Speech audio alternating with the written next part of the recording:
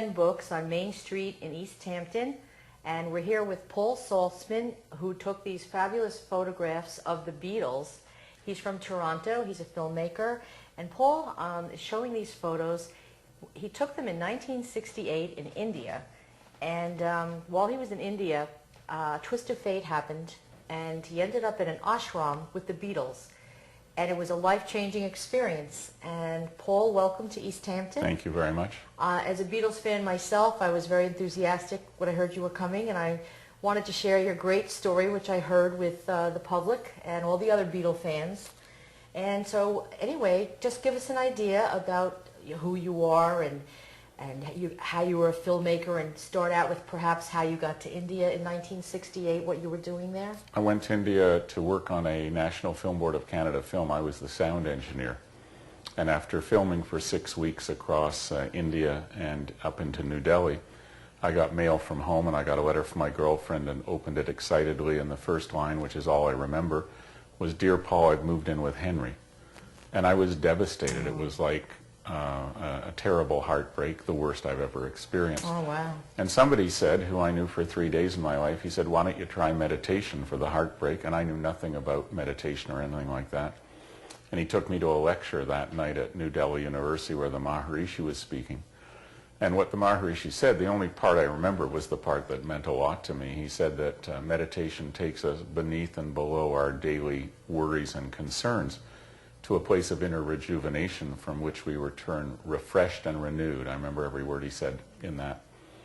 And that was great. I thought that's what I need. So I went to the ashram. I didn't make any arrangements ahead of time, which was in a sense foolish and another way serendipitous. Where was the ashram? In Rishikesh, which is an overnight train ride from Delhi north and east into the foothills of the Himalayas.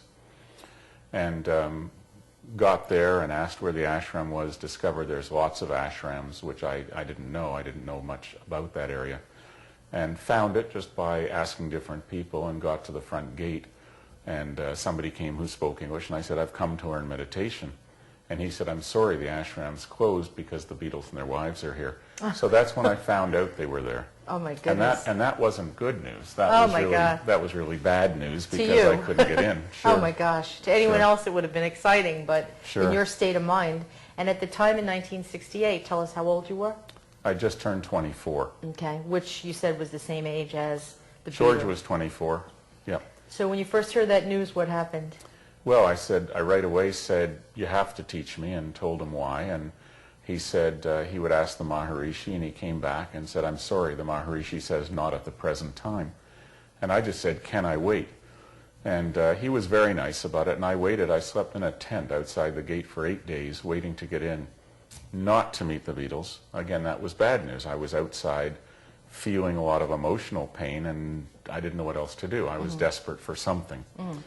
And after 8 days, he said, "Okay, come on in." He taught me meditation, which took 5 minutes. Oh, my gosh. And he said, "You're now welcome to spend your days in the ashram and eat with us. There's no extra beds, so you'll still have to sleep in the tent." I thought, great. And he left me on my own, and I meditated for half an hour, and it was a miracle.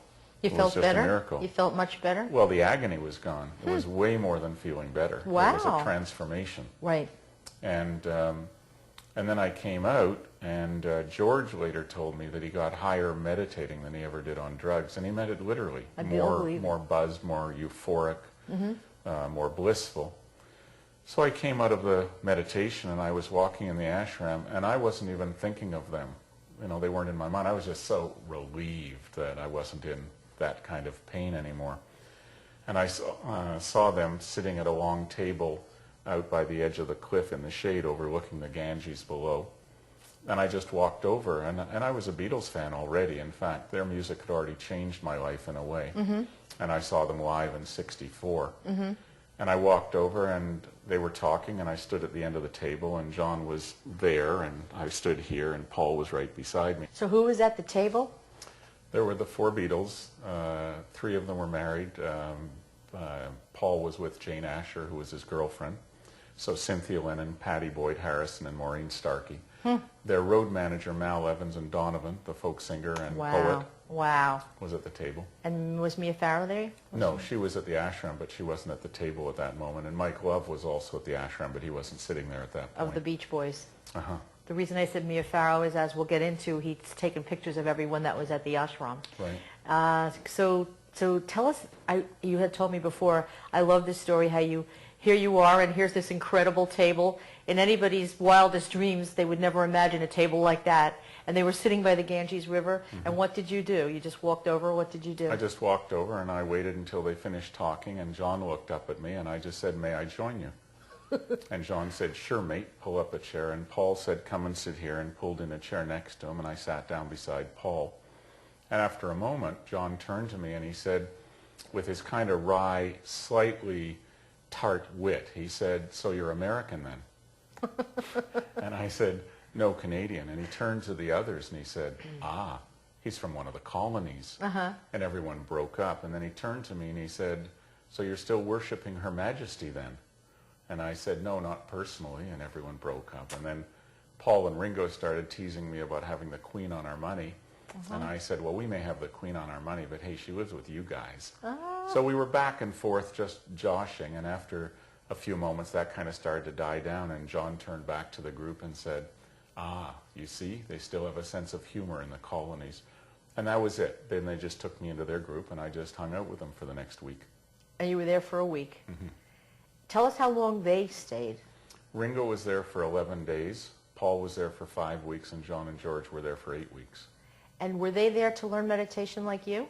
They had already learned from the Maharishi in England in August of the year before. But then they went on a retreat with the Maharishi in England, and on the first day, or the first night, they learned that Brian Epstein had died, so they left right away. So this was really picking up to come and work with the Maharishi on meditation and learning of whatever spiritual questions they had to ask.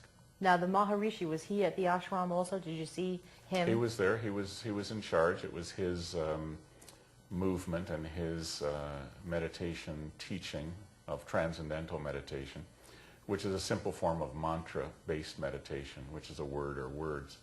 So he was there as well. So you were in India really as a filmmaker, and you were there not as a any other thing except you met them. So tell us how you spent your time with the Beatles, and how you ended up getting the photos. Well, mostly we just sat around and talked about anything but music.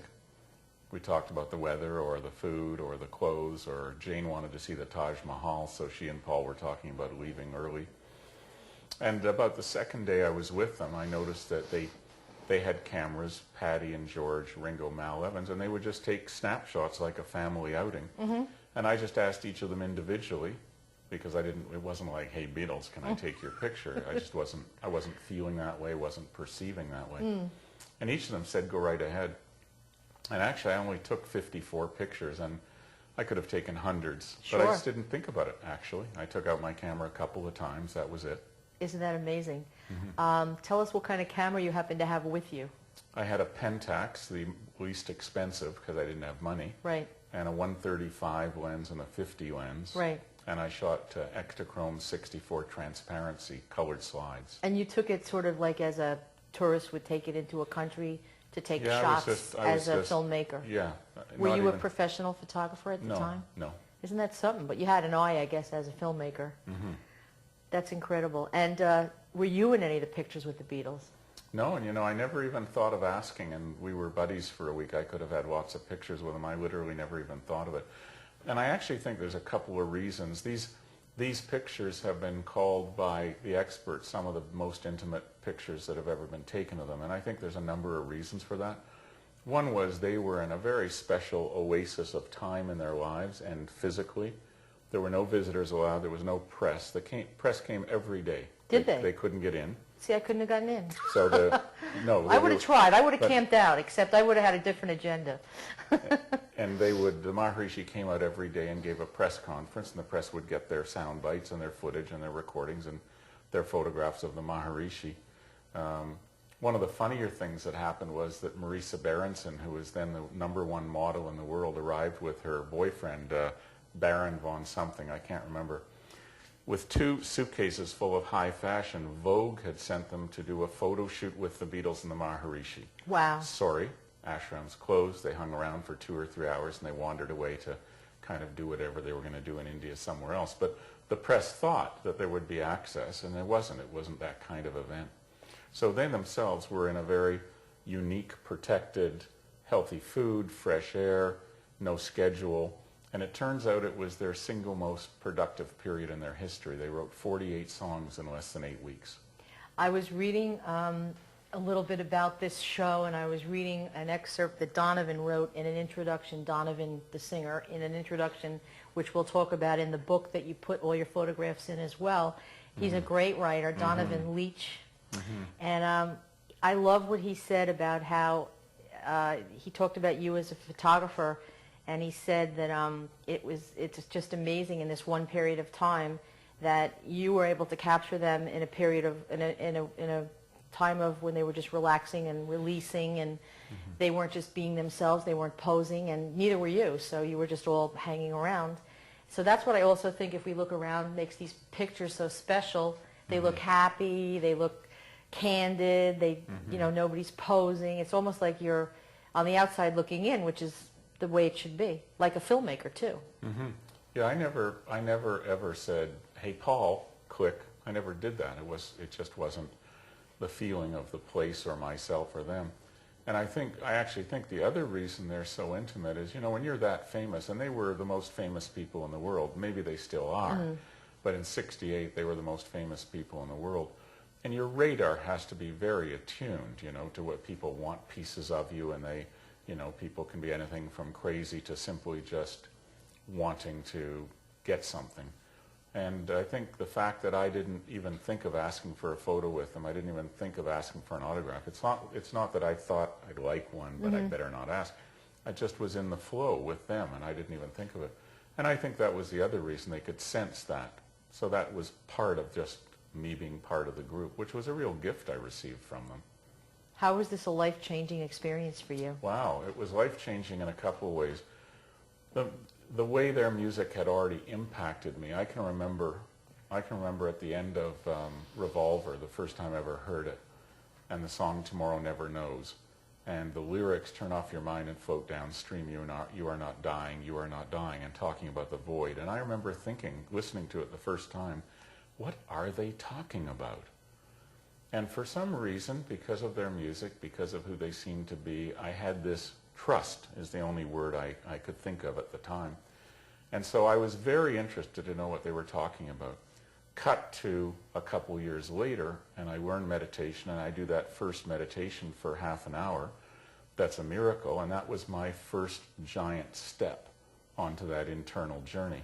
So it was life-changing in the sense of the journey of coming into oneness with ourselves, which is really the place of fundamental happiness.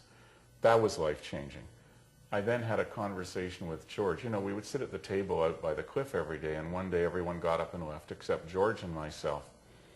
And we started chatting, and I said to him, which was the only time that I know we ever talked about music, I said, "I love the way you brought the sitar into Norwegian wood." And he started telling me about how he fell in love with the sitar and how he studied with Ravi Shankar in Bombay a couple years earlier. And then he said, "I was just going to go practice. Do you want to come?" So I went with him. I didn't even think of getting my camera. It would have been totally cool. I just didn't think of it. And he played, and it was just exquisite. The two of us in a tiny meditation room. There was almost hardly enough room for both of us to sit on the floor. And at the end of which, we chatted about life and meditation for about half an hour. And he said one sentence to me. And remember, in a sense, he was 24 years old, and I was 24. And he was a man of tremendous humility, and a very, very deep and sincere man. And he said this one sentence. He said, "Like, we're the Beatles after all, aren't we? We have all the money you could ever dream of. We have all the fame you could ever wish for. But it isn't love. It isn't health. It isn't peace inside, is it?" That's incredible. And so here was one of my heroes, in a way, saying to me, "Hey, Paul, fame and fortune is cool, but it isn't love. It isn't health. It isn't peace inside. So don't lose your perspective." And that changed my life that much. A number of things happened, but essentially what happened was that I didn't want to do anything with the pictures. I just didn't feel like it. So I put them away, and I forgot about them for 30 years. And it turns out that my daughter was the only person I'd ever told, when she was about 8 years old, a bedtime story she wanted to know about my first trip to India. So I told her about it. I didn't even remember that, because I told her many bedtime stories. It was one of our traditions every night. And 10 years later, 6 years ago, she walked into my study and she said, and in this kind of a voice, like, remember, she said, didn't you tell me that you met the Beatles in India? And I said, yes. And she said, didn't you tell me you took some pictures of them? And I said, yes. And she said, like, duh, can I see them? And I had no idea where they were. It took me 3 weeks to find them. They were in a cardboard box under the last pile I looked in behind the couch in the basement TV room. And just fortunately, they were absolutely like they'd come out of the lab the day before. And I can't believe it. Anything in my basement would be mildew, scraping it off. I was worried about that as I started to open the boxes. I remember thinking, you are I lucky. hope they're okay. I can't believe how lucky you are. You're a lucky person, Paul. So you took them, and what did you do? Well, I showed them to her, and she asked all the normal questions, and at the end of which she said, gee, Dad, you know, they're great. You should do something with them. And for about a week, I asked myself, how do I feel about that? And each time a yes came up rather than a no. And I took them to Sotheby's in London, England, because I had no idea whether they were special or rare or what I could do with them or were they worth anything. I just had no knowledge. Was that the best place to take them? At that time, one of the world's leading experts in rock and roll memorabilia, including photography, was a man named Stephen Maycock. He was their curator of rock and roll. Wow. But now he's an independent. And he looked at them and he said, we see everything for moments like this. He said, some of these are the best intimate shots we've ever seen of them. What do you want to do with them? I said, I don't know. And he said, well, we could auction them off for you and you'll get 30, 40, 50, maybe more thousands of dollars, but you'll have to sell the copyright. Oh. And I basically said, that sounds kind of boring, and I decided I would just do a book of my own. And then as the book was ready to come out, it's a book from 2000, and it sold out, and the printing of the photography was a bit messed up by the company I did it with. The actual photographs in the book don't have the beauty that the real photographs have. So I promised myself that one day I would do it on my own. Mm-hmm. And so the limited edition books are self-published. My wife and I published them. And they're just on the finest paper and the finest fabrics, and the pictures look phenomenal. And so it's been very exciting. Can we take a peek at one Sure. of these books? Sure. I think these are worth zooming in on. I've never seen books quite like this. These are, what kind of... So it's a box. It's in a box. This is the regular edition, and it's got a Japanese saifu fabric, and inside it's got an original CD and an original DVD, and the book itself. And then I'll show you the other one as well. This is the deluxe version. And they're pretty heavy. Yeah, and the deluxe version, this is a really fine quality Japanese silk, and inside you get a limited edition photograph as well as the CD and the DVD, and in this one the book is leather bound. Oh yeah, that's beautiful. You want to it's a full leather bound. If we can Here, take it out kind and have a of look. just show a few of the Sure. It's it all the photos in Yep. the book? Yep. So it's all these photos, and they're very nicely done. They look as good a quality as the frame. How beautiful this is. The book has quite a few copper pages, which we did just for the beauty of the design. That's gorgeous. And then there's a wonderful introduction that you mentioned by Donovan. Donovan's a good writer. And a preface by a curator of photography who says quite amazing things. And then you have an intro. I have an intro, and then the text of what happened there in the stories, and then the beginning of pictures. So you could get this whole photo exhibit in a book. 54 photos. During the time they made the 48 songs. Right. We can name a few. There was Obla Di Obla Da, Right. While My Guitar Gently Weeps. Blackbird, Hey Julia, lots of their Look at really this. exquisite. This one is incredible. Go ahead. 17 of their songs from the White Album were written in India, and they recorded the White Album within a few months of coming back from India. This is the saying that I mentioned about George and fame and so on. You put some of the quotes in there. There's Donovan. Jenny Boyd, Pattie Boyd's sister, for whom Donovan wrote Jennifer Juniper. That was about her. Mia Farrow. She looked great. She looked so young. She must have been how old? About 20? I think she was about 21. 20 years old, yeah. George's sister said to me when she looked at that picture, she said, I think that's the best smile I've ever seen in a photograph, because it was just a caught moment. It wasn't an album shoot or a publicity shoot or a press conference. In fact, one of my favorite pictures, this one of John. It's contemplative. I met Cynthia Lennon for the first time since the 60s in Berlin at a Beatles convention last summer. And she looked at that and she said, I think that's the best picture I've ever seen of John Lennon. And then she paused and she said, well, maybe except for his baby pictures. So very dear.